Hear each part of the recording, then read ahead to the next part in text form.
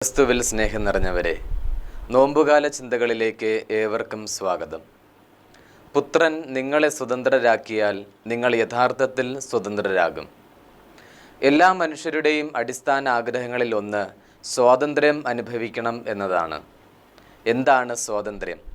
കത്തോലിക്ക സഭയുടെ മതബോധന ഗ്രന്ഥം ഇപ്രകാരം സ്വാതന്ത്ര്യത്തെ നിർവചിക്കുന്നു: പ്രവർത്തിക്കാനോ പ്രവർത്തിക്കാതിരിക്കാനോ, ഇതോ അതോ ചെയ്യാനോ, അങ്ങനെ സ്വന്തം ഉത്തരവാദിത്വത്തിൽ മനഃപൂർവമായ പ്രവൃത്തികൾ ചെയ്യാനുള്ളതും ബുദ്ധിയിലും ഇച്ഛയിലും വേരൂന്നിയിട്ടുള്ളതുമായ ശക്തിയാണ് സ്വാതന്ത്ര്യം. പ്രവർത്തിക്കാനോ പ്രവർത്തിക്കാതിരിക്കാനോ, ഒരു തിരഞ്ഞെടുപ്പ് നടത്താനോ നമുക്ക് വളരെയേറെ ഇഷ്ടമുണ്ട്. എനിക്കിഷ്ടമുള്ളതുപോലെ ജീവിക്കാൻ, എനിക്കിഷ്ടമുള്ളതുപോലെ വസ്ത്രം ധരിക്കാൻ, എനിക്കിഷ്ടമുള്ളതുപോലെ എൻ്റെ ഭാവി ജീവിതം തിരഞ്ഞെടുക്കാൻ ഒക്കെയും